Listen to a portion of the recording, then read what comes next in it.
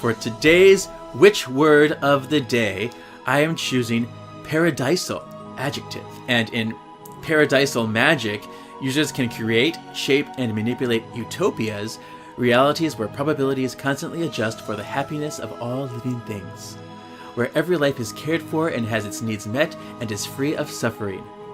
All work and live together in harmony. In these utopias, the creator can decide what belongs and what doesn't, how to satisfy the needs and happiness of others, fix any flaws or conditions that would detract or ruin the paradise, and perfectly decide the best roles for everything living there. Paradise as a whole is a very subjective concept, as it can be whatever one's idea of perfection is. It's any place tailored to every desire ever imagined by any individual or species, and in these idealized places, there will be endless pleasures and wonders to be experienced there.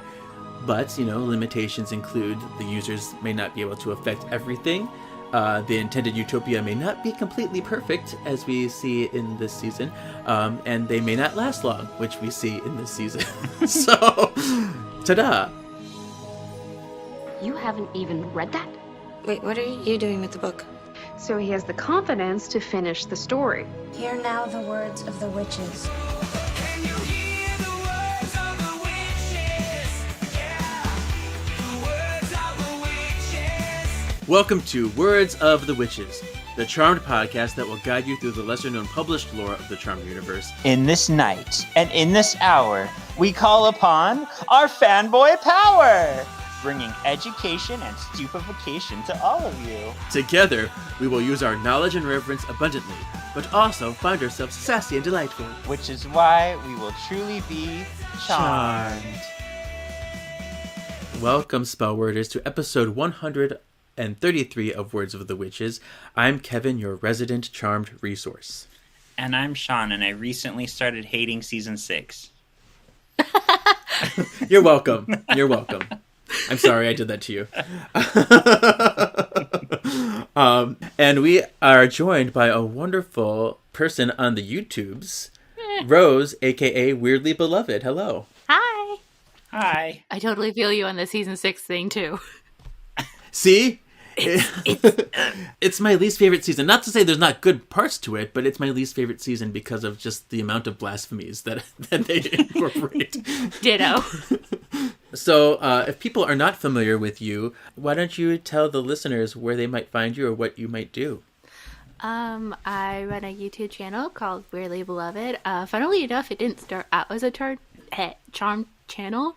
I started making Harry Potter videos, and then one day I was like, why don't I talk about Charmed and Phoebe and what I think of this? And then it just kind of, turns out there was a lot of response, and I found a lot of Charmed fans, and, it led me here. Yeah, it's very exciting. You do all kinds of really cool video essays, and you organize theories that you and other fans have come up with. And you do your research a lot, which I very much admire. I think I followed you for a long time, but you also did some really cool videos about the drama that was happening.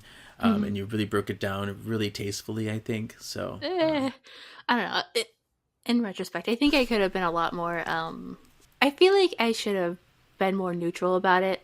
Just reported on the facts instead of constantly inserting my own opinion. So there's that. But thank you. Yeah, you're welcome. No, I'm excited to chat with you because you think about Charmed Delight, and I think about Charmed Delight, and we think about Charmed Delight, and it's all coming together. I love to be connected with the community. Well, thank you so much for inviting me on. Yeah, I'm glad to make it work finally. I think about Buffy a lot. I love Buffy. But we're not here to talk about Buffy. We're here to talk about Charmed. So, Sean, last week we had a poll. Damn it. Did you remember this week? You've been very good at remembering. Did you remember this week what it was? No, and it's only because I play it right before we record, so I remember, and I didn't do it this time. The poll was, what was the best baddie of season 6? And you had the 4 choices of the Stillman sisters, Gith, the Spider Demon, or Gideon. Stillman sisters. I said Stillman sisters. I thought the Stillman sisters would be a shoo-in. Rose, what would have been your choice? It's a tie. Like, I love the Spider Demon, but I feel like Gideon, it had more of an impact on the season, so I would vote Gideon. Okay. Yeah. I feel like that was, I think people, because of he was like the big bad of the final big bad of the season, so I think he had a lot of weight. So let's see how the people voted. I know Gideon is Pat Shan's favorite villain, and he wrote the season 10 comics. Oh. I'll read the results first, and then I'll read the comments that I got. So I got a lot of write-ins. So the person with the least amount of votes was Gith, 6 votes, 2%. And I was like, I feel like Gith is very underrated. He had very powerful powers. The vortex and the pocket dimension creation. Those are pretty substantial powers, but he's forgettable, I guess. Then we had the Spider Demon, 47 votes, 19%. And then the Stillman Sisters, 81 votes, 33%, making Gideon the winner, 108 votes, 46%. Wow. Gideon! Yeah, Gideon. But I had a lot of angry people upset by those results. Why? So let's read some responses that I got. This is from Kevin Larson. He says, the Stillman Sisters were such camp! Exclamation point, exclamation point, exclamation point. Gideon was just a nuisance. Then we have Matthew John. Can't read the last name. He says, I'm sorry, but the fact that the Stillman Sisters isn't winning is crazy. They were standing in the home of the Charmed Ones. They got their book, they got their powers, and they have blonde, multi-toner hair. Come on! Elvis Durad says, thinking about it, it seems to me in retrospect that they could have done a lot with the Stillman Sisters, and that could have been a great prelude to Billy in Season 8. Also, it would have been fun to have 3 more women over the course of Season 6. And that kind of goes back to what I thought. I feel like the Rogue Coven would have been a great antagonist for Season 8, to be like the evil power of 3 with the new power of 3. But if the Stillman Sisters, that's kind of like a blonde power of 3. So that could have been interesting if they came back. Yeah. I'm a little surprised they didn't bring back more early villains for Season 8. It would have been a great kind of round off. I still think it would have been cool if you somehow revived the Rogue Coven, and that would have been like a big shock. Like, whoa! It turned you into a surfer. Yeah. And then Gerardo mentioned, he's the guy that he actually made that Kill It Before It Dies poster, and he makes a lot of really cool posters. He said, I would have preferred a longer storyline about the Stillman Sisters rather than the boring and uncreative Gideon storyline. Fair. So people were not happy, but it's okay. And now I have some housekeeping before we get into this week's content. In preparation for this finale of the Triquetra book, I actually re-listened to all of the 6 episodes leading up to this one. And I have some things I'd like to address based on some of those episodes. So in our season 1 episode, we had our little quiz, and during the quiz, I stated that the Book of Shadows was created in 1698 when it should have been 1693. I was actually combining my 1998 start time of the premiere with the 1693 thing, and I merged them together. But that's why I like to re-listen. I'm like, oh, that's wrong. I feel like Natalie Imbruglia, because my perfect sky is torn, Kevin. You were my perfect sky. You say that every time. And also, in the season 3 episode, I said that Peg Alloy was the man-hating essay that won a Snake River conspiracy. And I felt bad. I'm like, I shouldn't be putting Peg Alloy under the rug. It was actually Maggie Shane who was the man-hating author. I feel like Natalie Imbruglia, Kevin, because my perfect... Also, I never stated which episode that they appeared in. It was All Hallows Eve. Rose, there's a lady that wrote about a Snake River conspiracy and how she had a friend in the band, and she was disappointed that they didn't use their songs as the theme song for Charmed. She's like, how dare they? I'm like, okay. Get a grip, girl. Okay, but... Right? Especially since the Charmed theme song is so iconic. Yeah.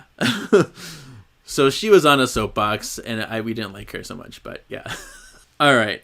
And then in season 5, I talked about the Page dessert. In Disney World, there's this Animal Kingdom blueberry cheesecake dessert. And I forgot to mention this because I did a meme of it, and I posted it, and Rose McGowan commented on it, and I was going to read her comment because it makes me happy. Yeah, she makes me laugh. Yeah, she said, no doll or action figure has captured me the way this has. Because it looks very much like her baby's first demon disguise with the blue and the blonde wig and everything, and all those colors are in this dessert. So that was fun. And in season 6, Sean, the last episode, you brought up that the author wrote about Chris not being able to heal was a clue that he was Piper and Leo's son. And I never really argued my point on that, so I'm sorry, I just kind of glossed over it. So Keith wrote that in there because, Paige was half white letter and couldn't heal, and that's where we were supposed to make the connection. But I don't think not being able to heal means you're half white letter necessarily, because he could have had an emotional block, like both Leo and Sam have had emotional blocks which blocked their healing. He could have been like a special demon or someone who only appears to orb, or who lost his ability to heal because there was no love in his heart. So him not being able to heal actually made him seem more nefarious to me than anything. How do you feel about that? That makes sense. Yeah, because I wouldn't jump to the conclusion like he can't heal. He must be a white lighter. He's Piper and Leo's son from the future. Right. So Keith wrote that. And also we learned later on that half white lighters can heal. So it's really not a clear indicator at all. I wanted to give you the correct WB promo title for My Three Witches. It was Fantasies in the Flesh. I did an Instagram post about that. I said something about like My Dirty Desires, but that must have been something else. So Fantasies in the Flesh. All right. Also, I didn't ever see this, but when we wrote our Charmed musical and we put it on print, we actually got an Amazon review for it, and I was surprised we even got a review at all. But I'm going to read that review. Okay. 5 stars. It says, a treat for any Charmed fan. This musical is amazing. The creators are obviously very in love with Charmed. They managed to create entertaining songs along with a fun and heartfelt story. Love, love, love. So isn't that sweet? Aww. All right, so done with the manner keeping. Let's move on to this book. Finishing up our coverage of Triquetra, the Unofficial and Unauthorized Guide to Charmed by Keith Topping from 2005. And we'll be talking about Season 7. What are our general thoughts about Season 7? How do we feel about it overall? For me, it's my least favorite season behind Season 6. Really? So Wow. a lot of it was, kind of directionless, and it didn't really have any heart, and it just kind of seemed like it was meant to throw everything at the wall to see what sticks, and I think it kind of shows, like, the Avatar stuff, the Zanku stuff, it's like they just, the Avatar thing is too boring to do the whole season with. Let's just throw that out, end it here, and then, just do the Zanku thing. And it's just like, okay, like, wouldn't it make more sense, rather than just pulling this super powerful demon that no one's ever heard of up until this point in the show? Instead of doing that, maybe you could, bring back someone who is rumored to be super powerful and do that. Or, just anything, really. Okay. Fun. Hot take. Sean, what about you? Yeah, I'd say it's not my least favorite because I think that's still Season 5, but I think Rose put it a good way. They just kind of threw everything at the wall. Like, it just, it felt directionless. I think for me what saves it is I really like Zanku, as random as he was, for them to just suddenly be like, oh yeah, this really powerful demon, let's set him out there. But, I really liked him as a villain, even though he was random. And I really liked the addition of Kira the Seer. I just wish she was in it more. So I think there was potential. But, kind of weird season. Okay, so I'm going to be interesting because I find Season 7 to be such a great season. It's my second favorite season of the Page years. For me, it brought back... I know, I'm sorry. But for me, it brought back a degree of darkness and profoundness. I love that Daryl gets to be his own person instead of just, the cop that shows up and has to fix things. That is true. Yeah, I love that Leo gets to go through something. He loses and finds himself while dealing with his guilt and fighting for his family. I love episodes like Cheaper by the Coven and Imaginary Fiends because we learn about family stuff, past and future. And I feel like the Avatars really gave us a way to explore what a world without moral conflict would be like. And we get why that may be appealing, and we get to witness the costs. It was, really wonderful to, witness everything kind of cleared away, all the clutter, and what it meant to just be human. There were some really beautiful emotional things. How much of ourselves do we lose when we lose that will to fight for things? Season 7 did that. Not only in the Avatar arc, but in like 6 Feet Under, when we have to dance with death again, we're learning that death is scary and sad and beautiful, but necessary. That grief is cyclical. Later, we get to explore the idea of freedom versus responsibility in, Paige coming with charges, and we get the box of horrors, little box of horrors, Pandora's box. We literally get the greatest guest stars of the season: Zach Ward, Charisma Carpenter, Billy Zane, John Hamm, John Cassier, Oded Fair, and Zanku is a dork. And he's definitely included in this leather daddy phase of Charmed Demons, but he was also quite formidable. This may be shallow of me too, but all the sisters' hair color matches again for the first time since season 4, and that makes them really truly feel like sisters to me. So yeah, I don't know. I like season 7. Oh yeah, there's definitely like a couple episodes that I really like. Like you mentioned 6 Feet Under, that is one of my favorite episodes. I really like Charmed. Do you say it Noir or Charmed Noir? Noir. I like that one, and then I also think what was the third one I really like? Show Ghouls. It had Billy Zane in it. I think that one's really cool too. The time continuing to loop, and how do you break out of that? I think that's really cool. Yeah, I mean, and season 7 does have like the worst episode of all time for me, the Once in a Blue Moon. But it's really only because of the werewolf thing. There are parts of that episode that are good, but the werewolf thing just pushes it all the way to the end. I hate it so much; it doesn't make sense.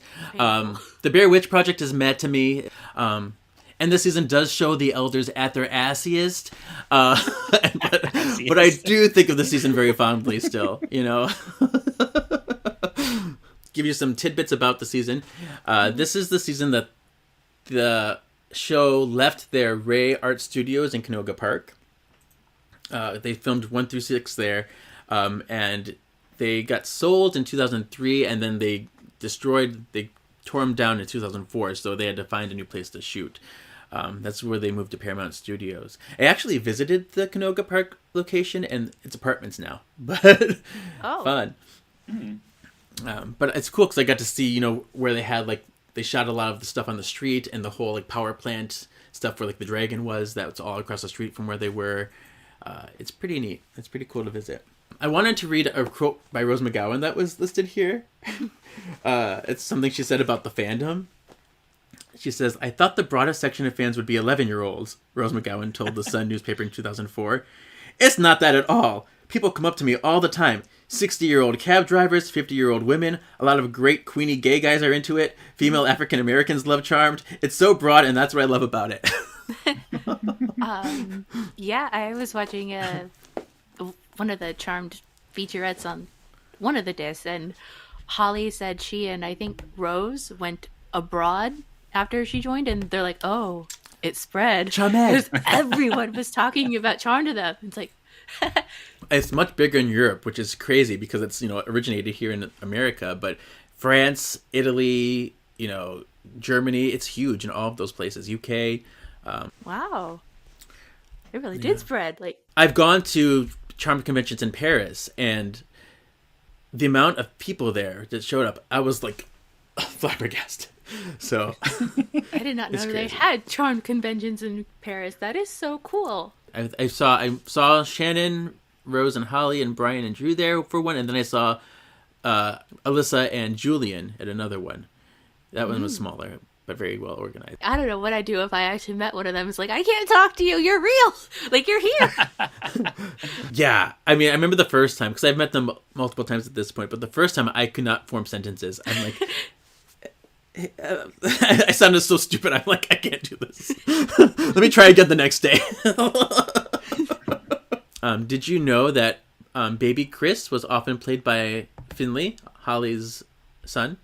Oh, I didn't, but that's so good to know, because sometimes I see her with a baby. I'm like, oh, I hope that's her baby. Then she got to spend more time with him on set. Yeah, so he was on set quite a bit in season 7. That's cute. So he played baby Chris. Yeah.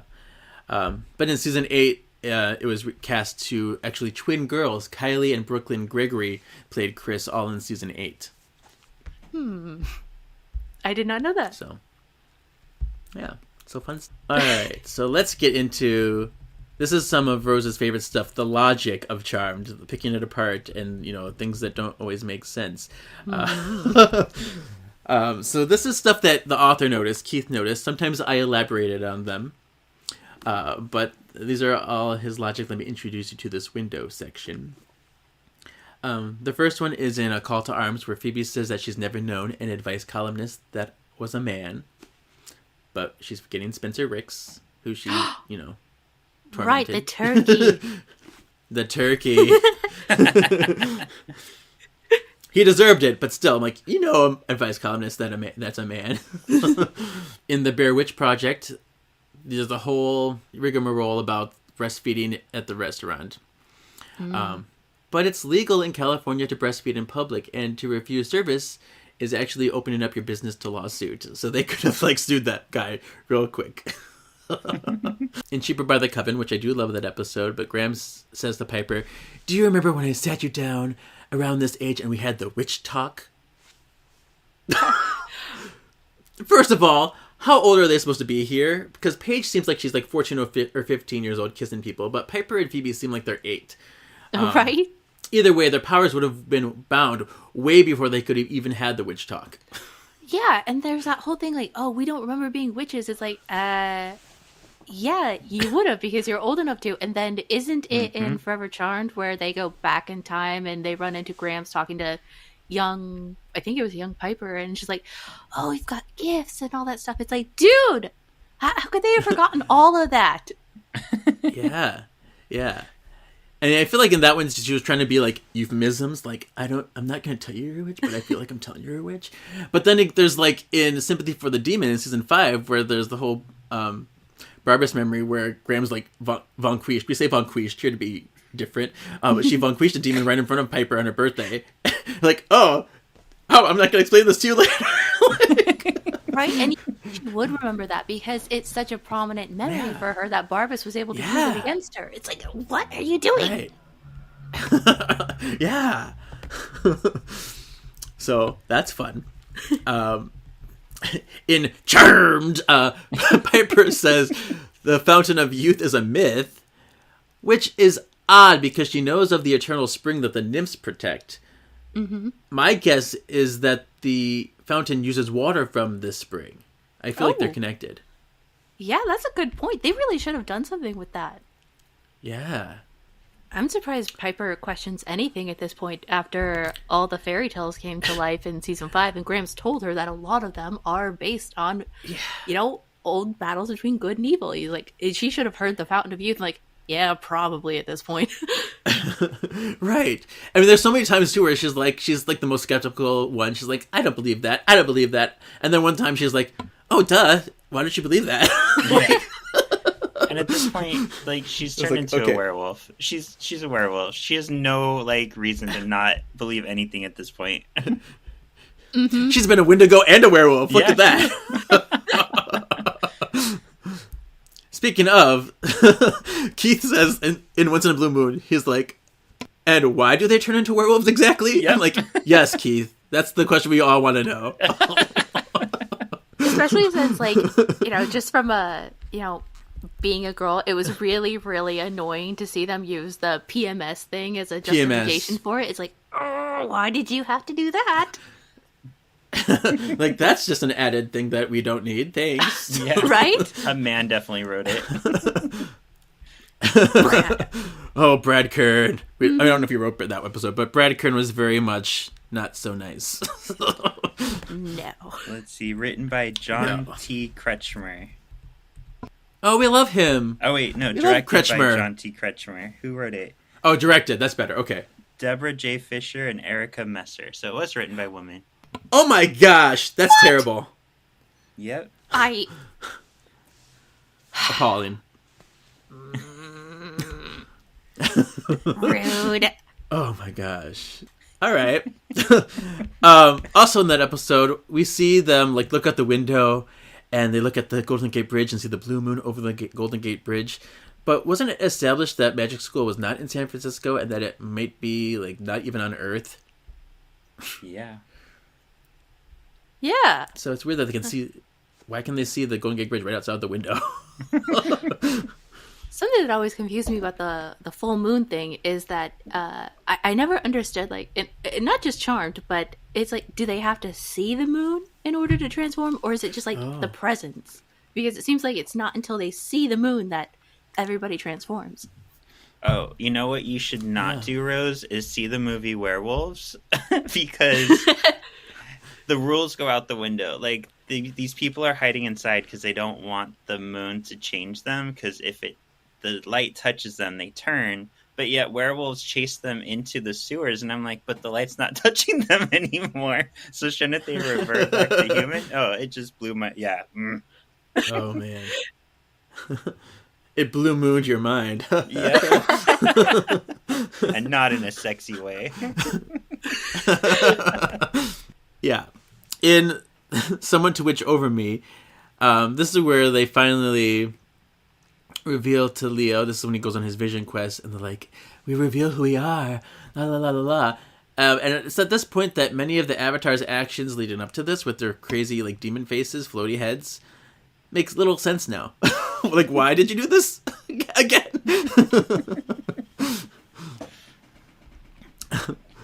And this is something that we talked about when we covered it, Sean, the whole season in Extreme Makeover World Edition. And Phoebe asks, like, but what about the people in the planes and the helicopters? I was like, yeah, how do those people survive? And they're like, don't worry about it. As a plane crashes in the background. Yeah. It's like, just don't think about it. Like, just close your eyes. Cover your ears. Yeah. In Charmageddon, Phoebe sees all the deaths that affected her life, except for Patty's. You'd think, she had a premonition of her death, so she would have seen it before. You know, in P3H2O. So. That's a really good point. Ooh. Yeah, I was like, oh. In The 7-Year Witch, Leo says that being human without his powers is what he'd hoped for since he met her. No. I'm like, tell that to Murphy's Luck, Leo, when he's demanding his powers back after his wings were clipped. He's like, I want them back now! Give me back my powers! Like, okay. So, which is it, Leo? Also in that episode, Piper claims some responsibility in Cole's vanquish. I'm like, bitch, you weren't there. You were content in your jammies eating your ice cream. You weren't there. That was just Paige in the alternate dimension. Yeah. So I was like, okay. She probably just told you about it. You have no idea what actually happened. In Freaky Phoebe, Paige says Mitchell is her first charge as a white lighter. But she's forgetting about Sam in season 5. Oh, yeah? Mm-hmm. I can't... Like, did nobody fact check this stuff? I know. It's crazy. And technically, she also, like, in the Little Box of Horrors, too, she has, like, herself as her charge. She's like, you have to save a white letter.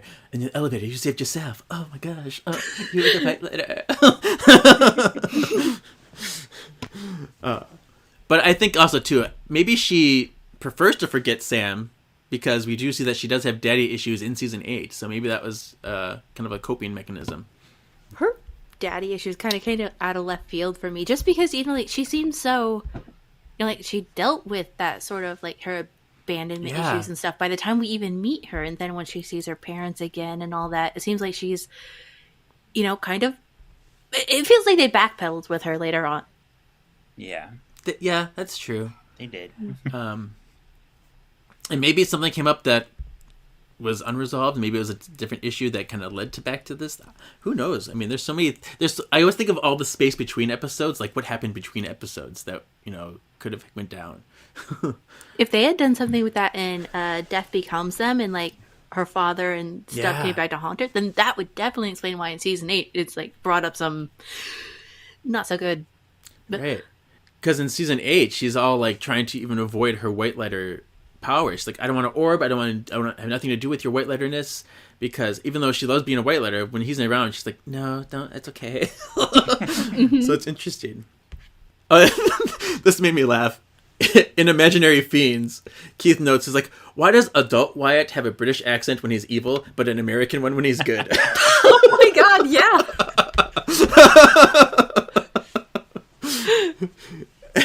He's like, what is that trying to say about our UK folks? But he's, I talked about this later. He is a UK resident, so I think he's also very much in defense mechanism. He's very sensitive to the representation of UK citizens. Because he was very perturbed in, what was it? Oh, in Carpe Demon. He was very perturbed by one of the actors who was like doing a British accent. He's like, it was terrible. Well, he's doing a terrible British accent. Why do we even try? I'm like, oh, sorry. It's also probably why he was so rampant about his hate of Lucky Charmed.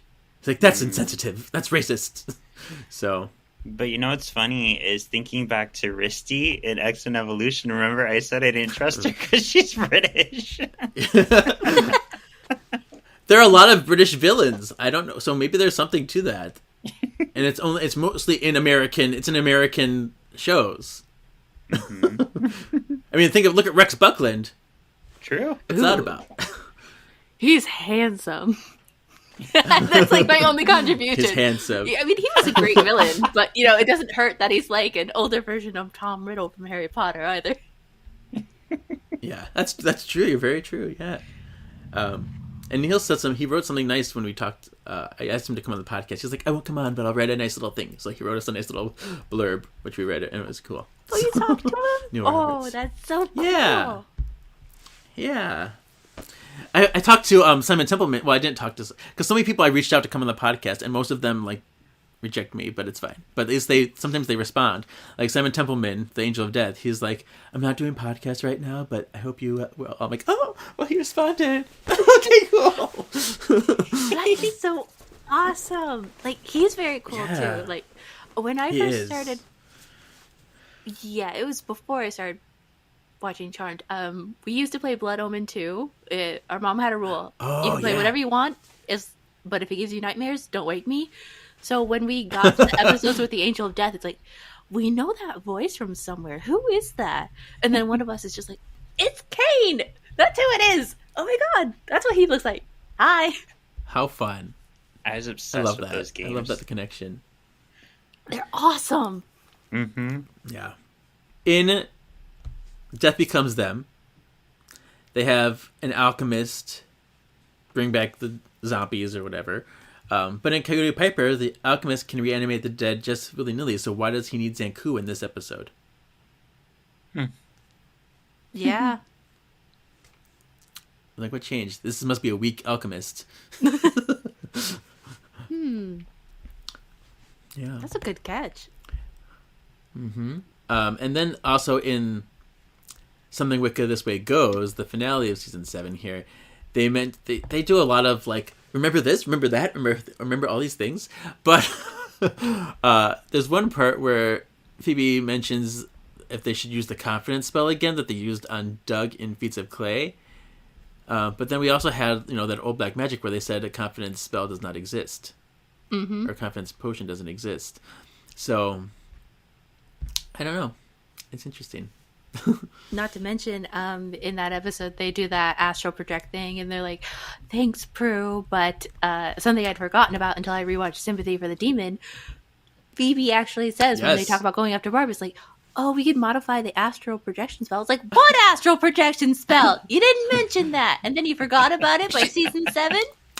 I talked about that on our season 5 episode. I was like, why? Yeah, so it's like, why are they astral? It's like Prue taught Leo to astral project, and he taught us to. This is dumb. This is like, you have a spell in the Book of Shadows that Phoebe used. She used it to go to Barbas. She even used it to go see Cole in the Wasteland. She astral projected herself there too with the same spell. I do not know what they were thinking. Yeah, I mean, just go back to the spell. It would have explained everything. That part bothers me. Yeah. Mm-hmm. I have some fun little notes here about, like, in Extreme Makeover World Edition, they say, well, at least just like, my ex-husband was a schmuck, and his name was James L. Connors. Which is so funny for people who know Charmed, because James L. Conway is such a prevalent director of the show since the beginning. So I was like, oh my gosh, I love that.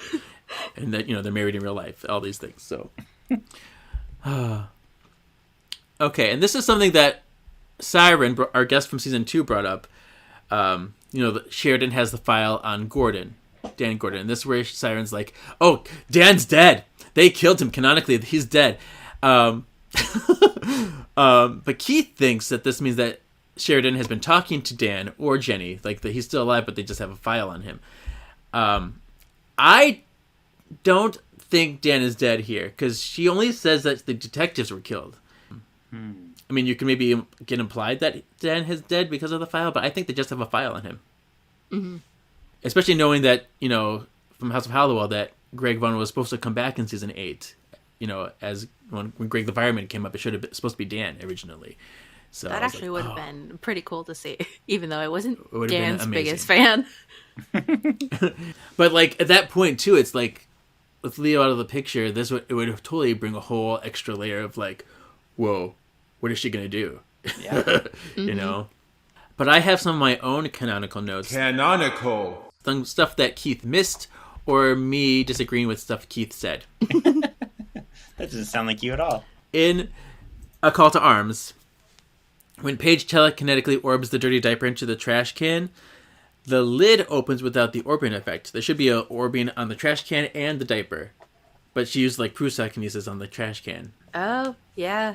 So they missed an effect there. Plus, you think that would have had some sort of consequence, since that was technically personal gain. There was really no reason to do that other than convenience. But yep.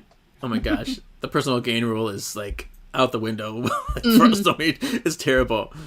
I think I'm most offended though in season 6, because Phoebe loses her powers for personal gain, and then Paige is like, I'm gonna do personal gain all I want. Oh yeah, that Mr. Right thing. Oh my goodness. Wrong Day's Journey into Right. Terrible episode. That was one of my earliest Charmed episodes. Like my very first one was Womb Raider, and that one I caught on TV soon after, and I'm just like, this is what Charmed is? It's like, we're gonna pretend we didn't see that Mr. Right episode. Yeah, I don't know what that was. In the Bear Witch Project, when in the timeline where, Godiva was belittled to a paragraph, I mentioned this when we covered the episode, you still see in the book that she has this, like, full-page photo. It's like, oh, she's like nothing, but there she is. Right? We gotta have a photo. Yeah. In Witness Protection, this pissed me off. Keith incorrectly calls Sheila Sandra repeatedly. Oh. Somehow Sheila Moore is Daryl's wife. I'm like, you're calling her the bitch elder? No! I hate Sandra. She fakes nice. Oh, yeah. And we love Sheila. She's better. Mm-hmm. Honestly, I struggle to think of an elder that was halfway decent. Maybe Zola. Zola. The only elder I ever loved was Zola. And they killed him. Mm-hmm. I was like, ugh. Like, Zola could have turned things around. He could have made a whole new world of elders where we actually respect and love. Yeah, he of all people definitely could have bridged the distance between, the Charmed ones at that point and the elders too. And it's just like, all right, yeah, kill off the only bridge you have to the good guys. Well, quote, good guys. Yeah, right in the first episode. Yeah. Good writing. Yeah, speaking of assholery elders, I don't think Brody deserved to even be a white lighter. I was like, boo, you're a white lighter now? Right? Andy, I get. He's but terrible. Brody? Yeah. Right? Like, doing one halfway decent act makes up for, no offense, but you spent most of the season being shady as much as you could, and then you do one halfway decent thing. It's like, oh, you can be a white lighter. I swear they were just like stacking the deck. It's like, we want yes men, not people that will actually help. Yeah, I talked about it on the episode where I think making him was a white lighter was actually a political play, because he was like helping them. It was some kind of deal, almost like a deal he made with them. I was like, oh yeah, I'll be whatever. And then we find out in the comics that he actually becomes an elder. I'm like, I wouldn't have been surprised if we came right to elder, just because it's like you fit in right with them. In Carpe Demon, how can Drake be human and still retain his powers? Wouldn't that make him a witch? Yeah. Sebastian Roche, that was one of the best things about season 7 too. Yeah. In Showgirls, in the beginning of that episode, Paige... Keith wonders how Paige could be talking about a wizard. She's like, oh, then the wizard did this and this. It was such a funny story. Oh, my goodness. But they're supposed to be practically extinct, which we learn from We're Off to See the Wizard. But I don't think it's an error, because we do know that there are several wizards that escaped and still exist. So it's, we do see another one in season 8. There was one in season 5. So there are wizards around. They're just very hush-hush. I know, Rose, you did a episode on Leo's healing. And in Scryhard, Keith calls it an error when they say Leo can't self-heal anymore, because he wonders, when have white letters ever been able to self-heal? But the truth is, from what I gather, that white letters automatically self-heal. It's not a choice, it's just they automatically do it from fatal or seriously debilitating injuries only. Not including dark letter poison, but from just typical stuff, when you're exploded, or when you get stabbed like crazy that would normally kill you, it just heals because you're not immortal. So that kind of healing. I remember there was the one about the time, it must be a time reversal was the theory that was going on, although that opens up a whole new set of problems. But still, it's still fun to think about. Right? I never even considered that until I saw a comment that said that. And then sometimes when I see a comment with a really good theory, I just sit there slack-jawed for a minute. I'm like, I can't believe I never thought of that. Video time! Right? In Death Becomes Them, why is Davidson terrorizing Phoebe when it was Prue who let him die? Maybe he's I need somebody to blame. That's true. He's like, you didn't tell me where Cole was, so I'm mad at you.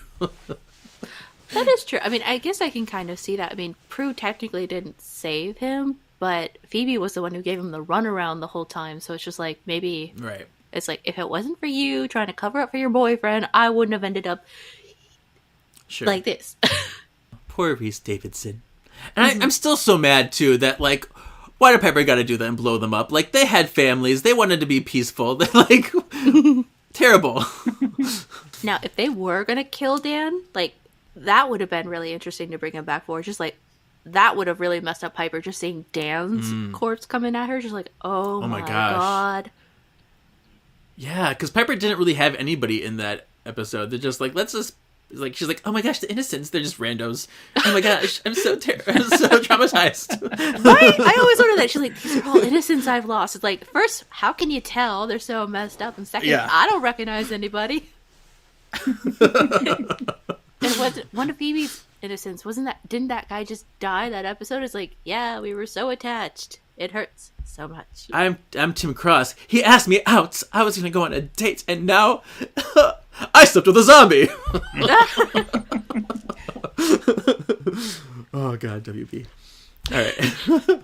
And then this is going back to that confidence spell, because Keith incorrectly says that was from Dead Man Dating, which it's not. It's from Feats of Clay. Mm-hmm. So I'm no. No. Cool. And then, because this book ends with season 7, we won't get to talk about season 8 at all.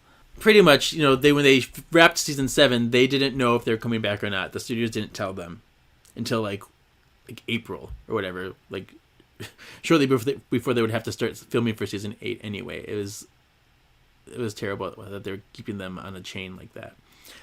So they had to film the season 7 finale so that it could work as either a series finale or a season finale. Alyssa Milano confirmed to Zap2It.com that no one had received a definitive answer from the network. Even at the wrap party, there's something very foreign about it. I get that the WB is in a transitional phase. Logically, I get it, but I don't get disrespecting the fans to not give them what they deserve for hanging in for 7 years. Holly says, I'm not going to sugarcoat it. I am not pleased. After this amount of time on a network, we deserve better. I think they're torturing us on purpose. If this was our final season, things would have been different. We would have been able to do a more spectacular series finale as opposed to an ambiguous season finale. We're all like a gaggle of bandits in denial. We're just going to go about our business, pack up our trailers, and leave them while they're parked. And hopefully we'll have something to come back to. Rose said, I find this an atrocious way to live, period. I feel like I'm stuck out in some hallway with all the doors closed, and I'm just pacing up and down waiting for the frickin' door to open. So it must have been a terrible time. Yeah, honestly, the network really did not treat them well at all. And it's like, dude, look what an icon Charmed is. Be more appreciative of the people who helped make that happen, okay? Yeah, they disrespected it. Terrible. I do have a bone to pick with Keith here, though. Because he put the 8th season, which began on September 25th, 2005, with an episode entitled Charmed and Still Kicking. No, it's still Charmed and Kicking. Still kicking what? Yeah. Because we don't have season 8, what are your feelings of season 8? Just a short general thought. I know a lot of people hate it, but I personally liked it better than 6 or 7. I think it had a, as much of a direction as you can call it, at least some sense of direction. And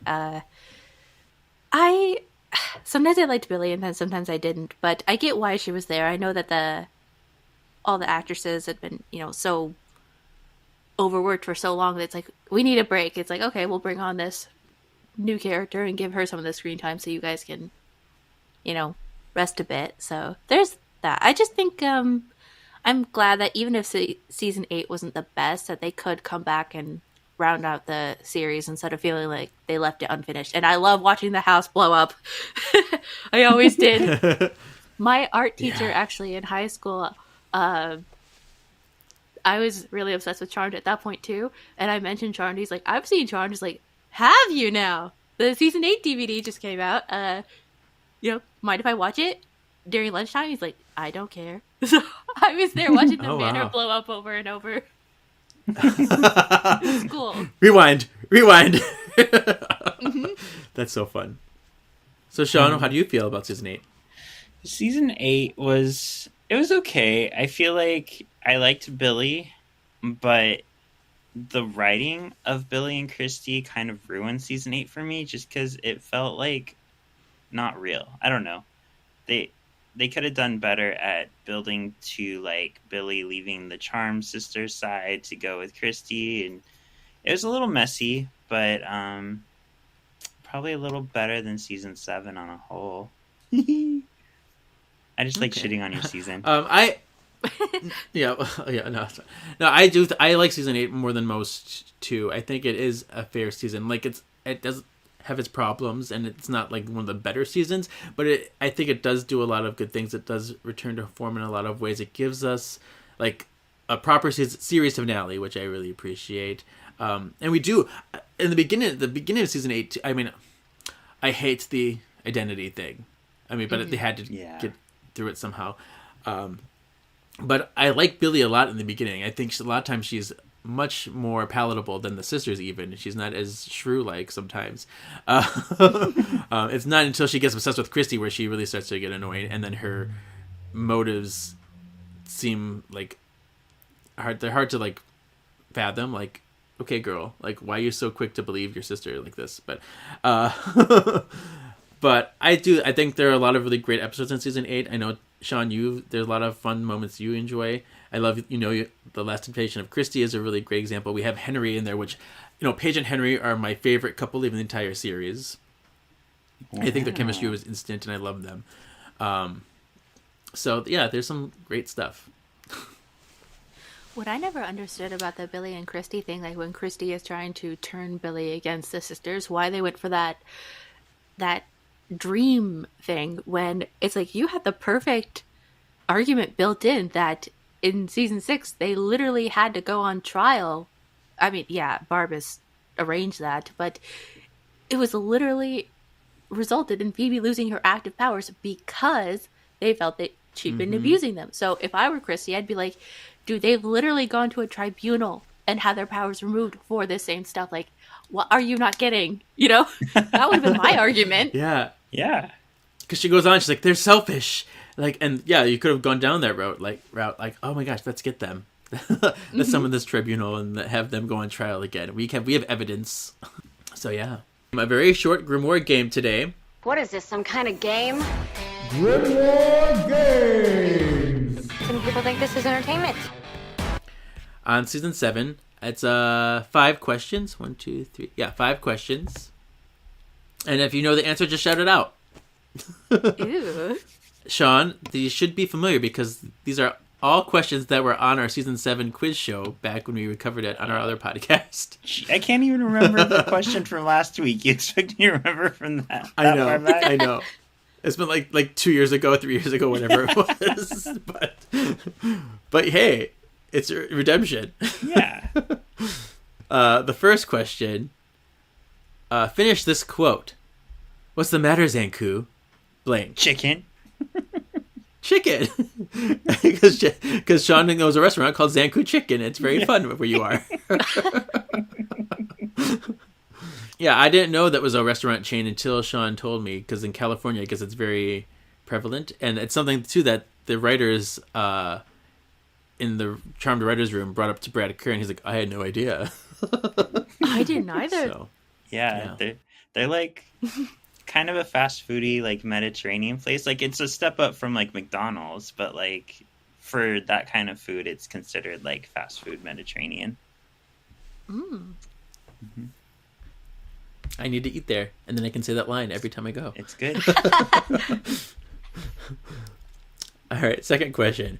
What kind of demon is Drake? Oh. I can give you some options that I can remember. So there's a multiple choice. Sokol demon, celerity demon, mercury demon, or I guess one of those three. I can't think of another one. Celerity. Mercury? What'd you say? Celerity. I'll guess Mercury, although I probably would have went for celerity too. I don't know. Okay, you are correct. It is mercury demon. Oh! Yeah, I totally meant to say Mercury from the start. I never... Yeah, Kidding. because celerity demons are in season 7. They are in season 7. They're the ones like Sarpedine. They're the ones that have like little like X-23 claws. Ah, that's why it sounded familiar, and I associated it with 'cause season they do 7, but exist. it's like, was it Drake, or... And Sokol demons too were real demons. They were in the like rival gangs in There's Something About Leo, one of the Leather Daddy demon gangs. So, what was the MacGuffin in Charmed Noir? What was the thing they were after? Burmese was the- Falcon. Burmese Falcon. That was a noise. You had it. You had it. I know you had it. I knew you knew. All right. What killed Kyle Brody's parents? I can't remember their name, but I know the Celerity demons. demon. It's Celerity Demon, yes. Because they were the ones that showed up in Someone Switch Over Me. They showed up in, and that's what killed them. But then they came up again in Ordinary Witches, where we see like what actually happened. It's like it was not the Avatars; it was the Celerity Demons. Although Kyle's still mad at the Avatars for some reason, even though they weren't the ones that did it. Sure. And actually, we had one of those Celerity Demons, Michael Mays. He played one of them. He was on our show too. We got to talk to him, which was really fun. And then the last one, true or false? The Woogieman and the Nexus are the same thing. False. False. False. False. Thank you. Charmed gets confused, but we all know the truth. Mm-hmm. Cool. So then our final thing of the day is our PS4 poll for next week. Piper. You mean it's just you and Prue, huh? Phoebe? Phoebe, you there? And a big hello to you too, Penny. Come on, Patty. The rest is up to them. Paige. My name is Paige. Another P, imagine that. P is for poll. And this is the hot take because I hear a lot of people think that Charmed should have ended with season 7 because they just hate season 8 that much. I think I know all of our opinions here, but I'm going to ask this to the listeners. Should Charmed have ended with season 7? Yes or no? I say no. No. I think we needed one more season just to round it out, even if it was not the best. You know my answer. Yeah, season 8. We needed it. Yeah. We needed it. Because, like, I do love the season 7 finale as a finale. If it was a serious finale, I would have been severely disappointed. I would have been angry. I would have been like, this is not how it's supposed to end. So, yeah, we definitely needed season 8, and I'm really glad we got it.